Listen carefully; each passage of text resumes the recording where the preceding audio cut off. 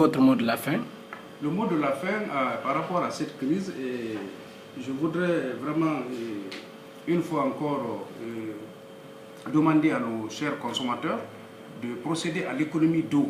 Vous savez, en matière de... Quand il y a crise d'eau, la première chose à faire, c'est de procéder à la rationalisation de la consommation.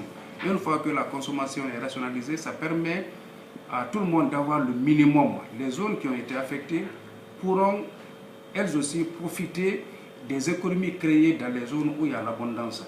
Donc l'économie d'eau est la première mesure que je propose à tous les consommateurs d'ici qu'on finisse la réparation de cette conduite. Aussi, je souhaiterais quand même que tous les partenaires de développement, le gouvernement, tout le monde assistent de façon très significative le secteur, aussi bien à Conakry que dans les villes de l'intérieur. Imaginez, aujourd'hui nous avons 8 villes de Guinée qui n'ont jamais eu un système d'adduction d'eau.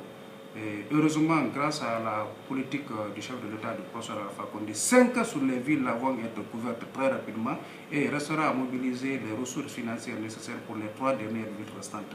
Aussi, concernant l'assainissement de notre réseau de distribution, vous savez, par manque de moyens importants, on ne peut gérer que ce que nous avons sous la main. Et cela passe par la très bonne gestion de la ressource disponible.